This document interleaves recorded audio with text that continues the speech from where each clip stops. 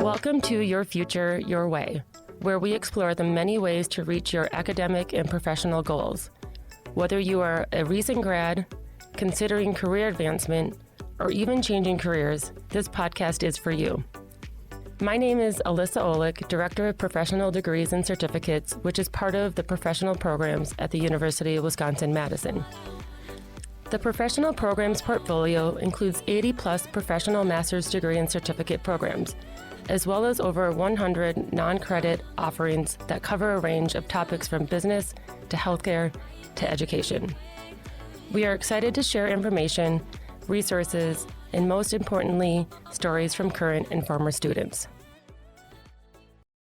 Before we start, we want you to know that the views, information, or opinions expressed in this podcast do not reflect the views of the Division of Continuing Studies, the University of Wisconsin-Madison, or the Board of Regents. Making the decision to apply to graduate school can be exciting, but navigating the application process can feel daunting.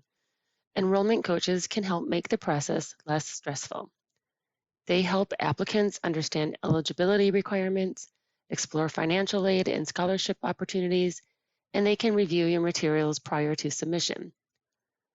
Enrollment coaches also remind you when deadlines are approaching and keep you on track to ensure you have all the required documents compiled and prepared. Of course, there is more to the application process than the application itself.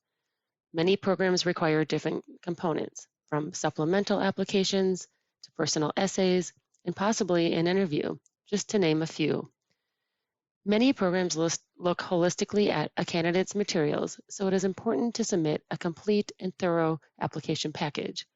It can make a difference when being considered by one of our highly rated competitive programs. I will turn it over to Jackie Navarez, who had a conversation with two enrollment coaches, Anna Denucci and Michelle Gullickson, on some best practices and important information to know before submitting your application. Hello, everyone, and thank you for listening to this episode of Your Future, Your Way. My name is Jackie Navarez, and I'm a project coordinator in professional degrees and certificates here at UW-Madison. I am joined by two of our enrollment coaches, Anna and Michelle. Thank you two for being here today. Can you please introduce yourselves? Hi, everyone. My name's Anna, and I use she, her pronouns. And my title is an enrollment coach. So I am basically here to help students that are in all of our PDC programs, professional degrees and certificates, work through understanding what the programs are, their application processes, and really give you a good insight into the types of programs that we have available. And my name is Michelle. Thanks for having us on this podcast, Jackie. I use she, her pronouns, and I am also an enrollment coach. I work with Anna.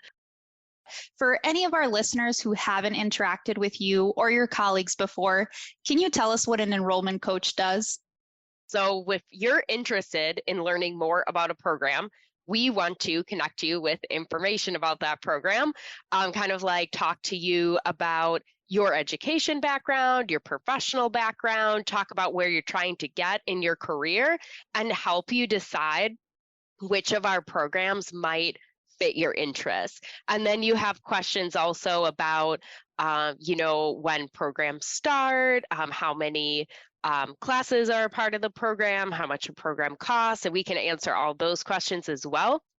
And then another main part of our job is when you decide that you're interested in applying to our programs, we want to help you with that application process and make it easy and not stressful, and just kind of help you understand everything you need to get in with your application, the timeline you should kind of be working on things, and basically be your go-to person throughout that process. Now getting to the nitty-gritty of today's topic, application assistance. So first, starting with the application. Can you tell us the differences between the application for a degree versus a capstone certificate and professional degrees and certificates? So the main difference between the application for the degree versus the certificate is that they're on two separate portals. But the capstone certificate application will typically ask for unofficial transcripts, a statement of purpose, and then a resume or CV, English proficiency tests, and then there might be further steps that the graduate program that you're looking for will ask you for. The master's degree has similar things. So those unofficial transcripts, you'll also have to provide your resume or CV. You'll have that statement of purpose. So that's something you can talk to your enrollment coach about or to the program. And then again, those English proficiency tests, letters of recommendation. For sure, the master's degree, the grad degrees does have an application fee. That fee is $75. I would say that with your $75 application fee to the graduate school, you can apply for up to 3 programs through that same common application and that same fee. So that's something to keep in mind if there are multiple opportunities that might pertain to you at UW-Madison. We will return after this short break. This episode of Your Future, Your Way comes from UW-Madison Professional Programs, offering more than 80 graduate-level programs, including online, evening, and weekend options for working adults. For more details, visit us at go.wisc.edu/pro. That statement of purpose, is there anything that you typically suggest an applicant include or exclude? Some people really love to communicate by writing, and they might be kind of looking forward to talking about themselves in a personal statement, whereas some people might have a really negative experience in relationship with writing and might feel kind of really intimidated to write this statement. So the folks who are a little on the side of not having a great relationship with writing, be kind of intimidated to write this, I would say, don't worry too much about it, because in all likelihood, you've written something very similar to this sometime in your life. So if you're thinking about a statement of purpose, a bit like a cover letter for a job, where most basically you're introducing yourself, you're overviewing your qualifications, and you're overviewing your interest. And that's, most basically what it's going to include. In fact, a lot of statement of purpose, you'll want to, of course, read your program's parameters and suggestions around your statement of purpose, but a lot of statement of purpose are really only going to be about a page or a bit more than a page. So it's really not a very long document. The committee will also have access to your resume and your transcript. So you don't have to go into extreme detail about every professional experience you've had and all your grades from undergrad, because they will have that context in the other documents. The statement of purpose is to highlight some of those things. So the committee has your resume, but they aren't necessarily sure which experience you're the most proud of or pertains the most to your interest in grad school. And same with your experience in college. It can be a good way to contextualize any information, in your application materials, and introduce yourself in a little bit more of a personal way that some of your other application materials may not exactly show you. One last tip that I have as a creative writing instructor is a little statement called show, don't tell. And all that is to say that anyone can say that they're organized or that they're motivated.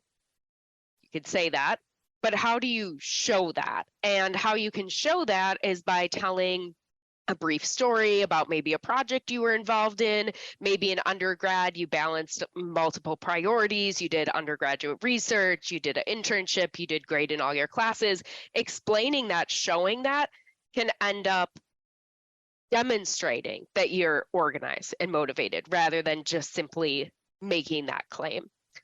That's awesome. And I think just to echo and add on to Michelle's, sometimes when I talk from a perspective as career counseling and thinking about that next step. For some of these programs, it's really important to talk through and showcase why you're taking this program or why you're interested in this program.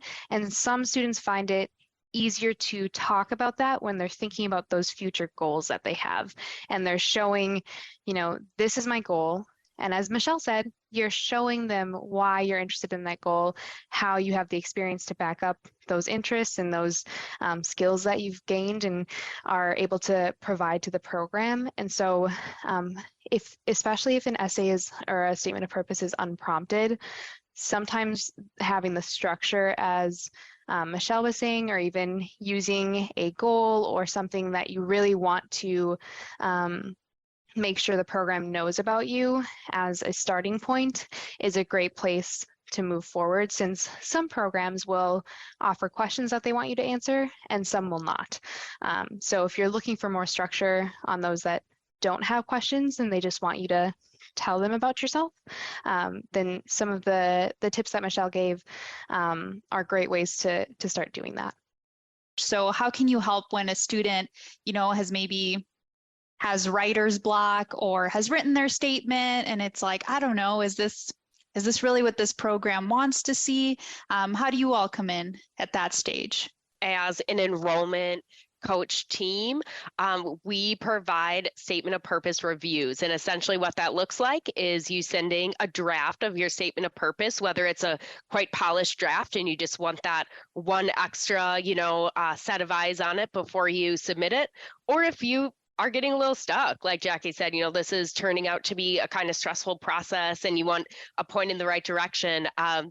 What you'll do is reach out to your enrollment coach, and we will send you a way to upload your statement of purpose so that our team can review it and provide you input and a good pathway forward. And if you are stuck in a really early phase and you just want to talk through it, your enrollment coach is always available for phone calls, Zoom calls, and emails back and forth. Anna had mentioned earlier that many programs will also require applicants to submit letters of recommendation. So first off, can you give us maybe a bit of an overview of how does submitting those letters work? Is it the students gather those letters and submit to the program, or do those recommenders submit directly to the application? Well, I can answer that question for my programs, which is Accelerated Professional Engineering Programs and the online Master's in Engineering Management. So our process is that applicants would be providing the contact information for 3 references on the application portal. And then we, in other words, UW-Madison, will reach out to those folks who you put as recommenders and request them to submit a letter of recommendation. For our engineering management program, they'll actually be asked to complete a letter of recommendation as well as a little survey about you too. And I think adding on to this, like Michelle said, you want to let them know, and when you're asking for letters of recommendation from your recommenders, I really encourage students to ask their recommenders or their potential recommenders if they will give a positive reference.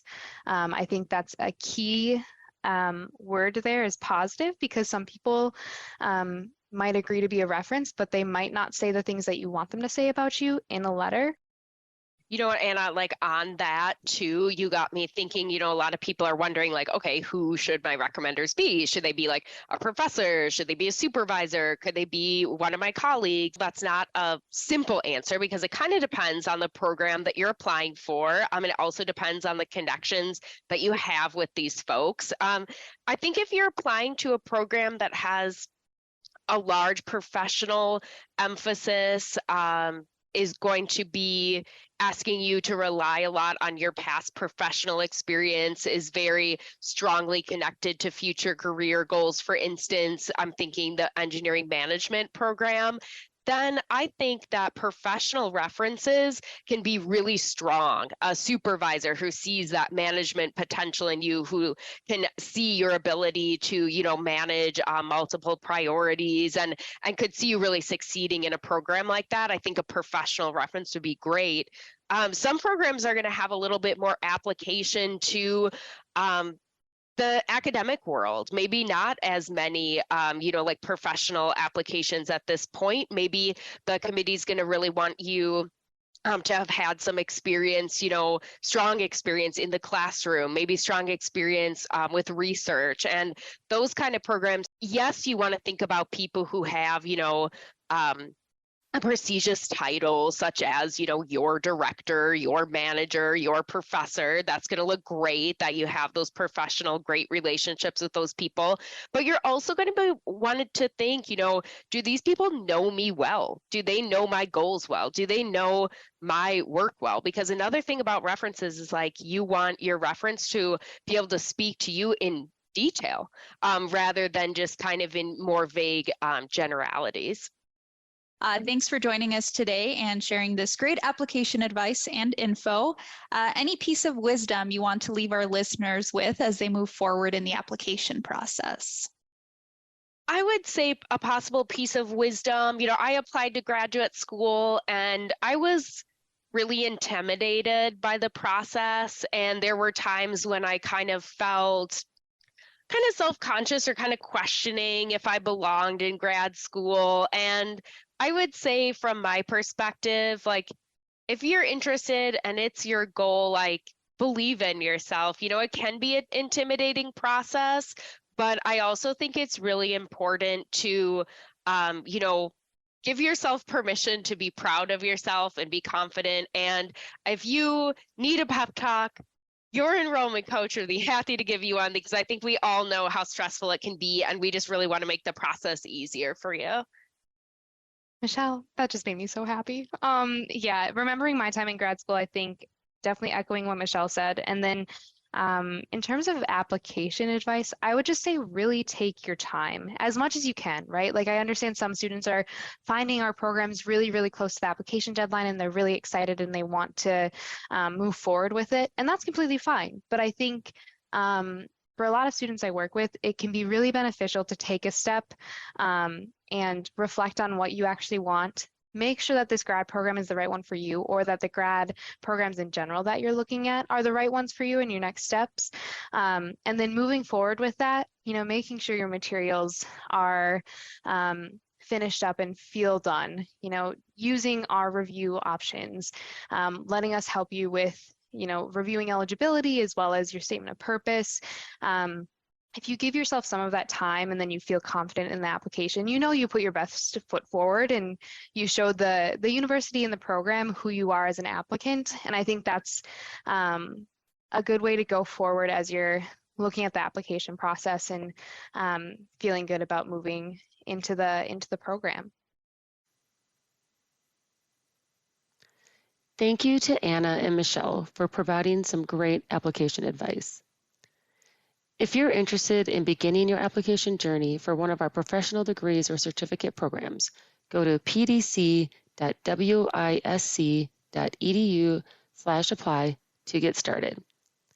There you will be able to explore programs, find application details, and connect with us for individual support.